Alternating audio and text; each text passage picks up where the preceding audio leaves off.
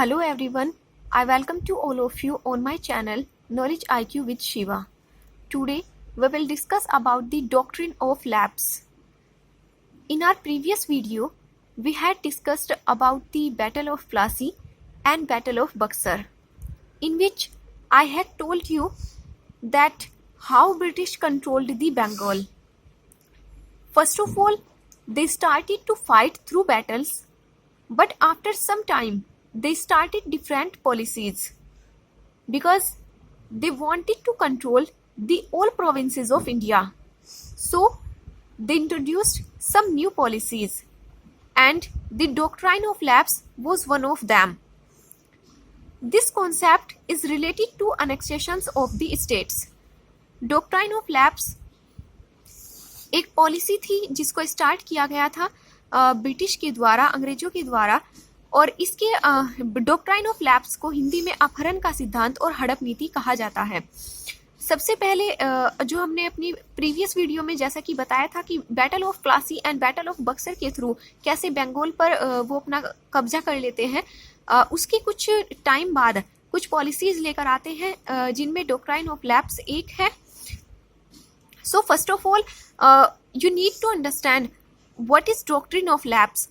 What do you mean by doctrine of lapse?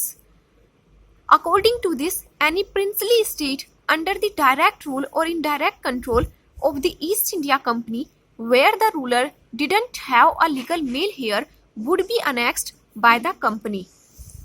Means to say that when the ruler of the kingdom under British protection died without a natural heir, his territory would not automatically pass to an adopted heir but would lapse, that would become part of British dominion. Means to say that अगर किसी एक राजा की मृत्यु हो जाती है बिना उसके किसी एक मेल हेयर के, बिना उसके एक मेल जो उसका उत्तराधिकारी है उसके, तो उसका जो किंगडम है, उसका जो राज्य है वो ब्रिटिश के अंडर चला जाएगा। तो डॉक्ट्रिन ऑफ लैप्स में क्या था कि जो अगर किसी राजा की मृत्यु हो जाती है तो उसका जो किंगडम है वो ब्रिटिश के अंडर चला जाएगा। इन दी अदर केस अगर उनके पास अपना कोई अडोप्टेड सन है तो उस अडोप्टेड सन को हेयर नहीं माना जाएगा, बिकॉज डॉक्ट्रिन ऑफ लैप्स में यही था कि जो अडोप्टेड सन है उसको हेयर नहीं माना जाएगा। इसलिए डॉक्ट्रिन ऑफ लैप्स में राज्यों को हड़प करने की नीति शुरू हुई और ऐसे राज्य जिनका खुद का अपना कोई एक उत्तराधिकारी नहीं था। So there is problem with those states who have no male heir. If they had a direct heir there was no problem. So the question raises that who started this? It was implemented by Lord Dalhousie in 1848. You can remember this from D. D for doctrine, and D for Dalhousie. So it's a easy way to learn this. D for Dalhousie and D for doctrine. It was implemented by Lord Dalhousie.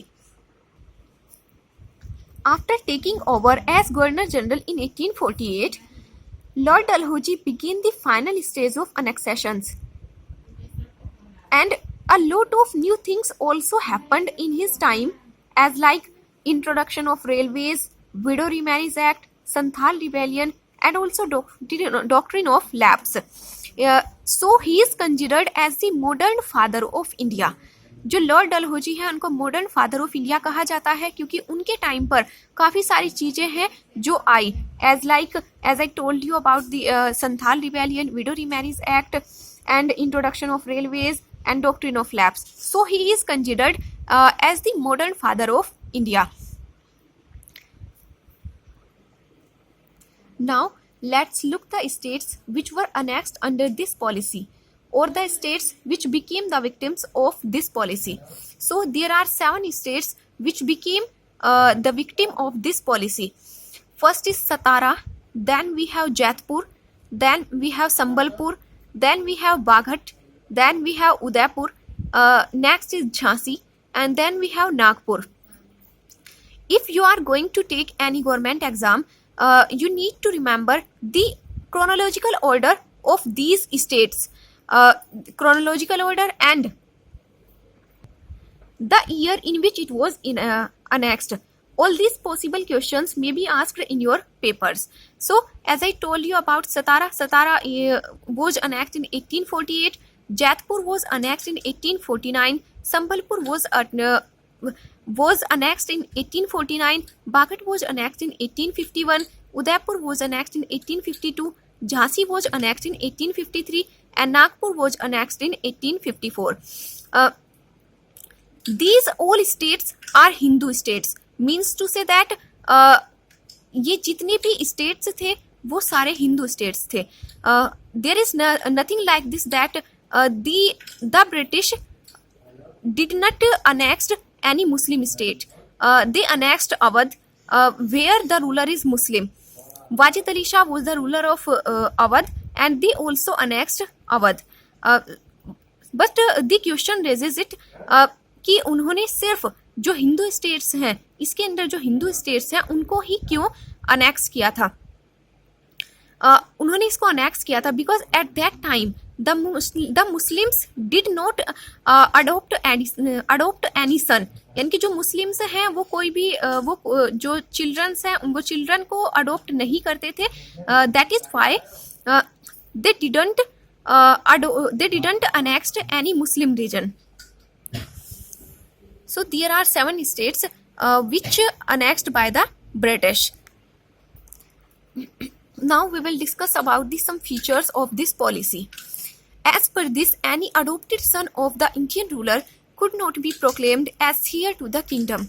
The adopted son would only inherit his foster father's personal property and estates. As I told you earlier that the adopted son would not be considered as the legal heir, but he can inherit his father's property. He could not be the king of the estate. जो उनका जो अपना एक adopted सन होता था, अगर कोई एक किंगडम है उसमें जो अडोप्टेड सन है उसको हेयर मानने से हेयर नहीं माना जाता था, लेकिन वो जो उसके पिता की जो प्रॉपर्टी होती थी, पर्सनल प्रॉपर्टी और स्टेट, वो उसमें हिस्सा ले सकता था, लेकिन उसको राजा नहीं बनाया जा सकता था. Because they started this for, क्योंकि उन्होंने अगर इसको स्टार्ट किया था तो इसीलिए स्टार्ट किया था कि जो अगर नेचुरल हेयर नहीं है और अडोप्टेड सन है तो उसको राजा नहीं माना जाएगा.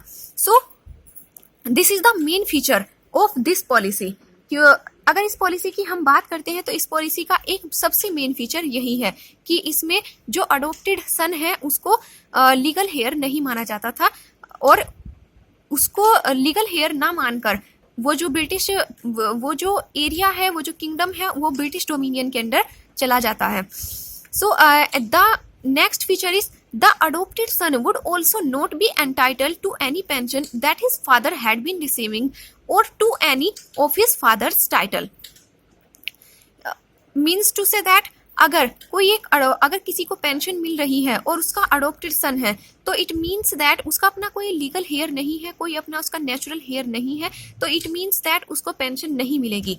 And we can understand this through the example of Nana Sahib. Nana Sahib was to get the pension as heir presumptive to the throne, but the company stopped the pension on the ground that he was not a natural born heir. यानी कि जो नाना साहिब है उनको company refuse कर देती है कि वो नेचुरल बोर्न हेयर नहीं है, इसलिए उनको पेंशन नहीं दी जाएगी. So it was the other feature of this policy, और जिसमें पेंशन देने से ब्रिटिश जो है वो इनकार कर देते हैं अडोप्टेड सन को. जो अडोप्टेड सन है उनको वो पेंशन देने से इनकार कर देते हैं. So at last we will discuss about the impact of this policy.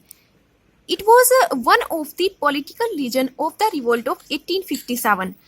We all know about the revolt of 1857. Bharat में जो विद्रोह की शुरुआत हुई वो 1857 से हुई. तो जो डॉक्ट्रिन ऑफ लैप्स है उसको भी उस विद्रोह का एक कारण माना जा सकता है, क्योंकि ये एक राजनीतिक कारण है. इसके अंदर जैसे कि मैंने आपको बताया है कि इसके अंदर कैसे उन्होंने राज्यों को हड़प कर लिया था, राज्यों का अपहरण कर लिया था. So it is the political reason of the revolt of 1857. And the other impact is the kingdom could not select the heir by their own choice. यानी कि जो इसका दूसरा इम्पैक्ट पड़ा किंगडम पर वो ये था कि जो किंगडम है, जो राज्य हैं, वो अपनी चॉइस से किसी को वो सेलेक्ट नहीं कर सकते थे एज द किंग, क्योंकि इस पॉलिसी के अंडर जो अडोप्टेड चाइल्ड है, अडोप्टेड सन है, उसको लीगल हेयर नहीं माना जाता था। तो इसलिए कोई भी अपनी पसंद से किसी को सेलेक्ट नहीं कर सकता था राजा के तौर पर। Under this policy, large parts of country were under direct British rule. There were many areas which were nominally under Indian rulers, but these rulers were completely dependent on the British. As the British reached its height, discontent against it, and it also grew, which soon broke out into Great Revolt of 1857. As I told you earlier that it was the political region of 1857. 1857 का इसको एक political region माना जाता है। तो क्योंकि इसमें जो फीचर्स थे वो लोगों के मन में विद्रोह लेकर आए। सो these are the main points of this doctrine of lapse. I hope that it would help you.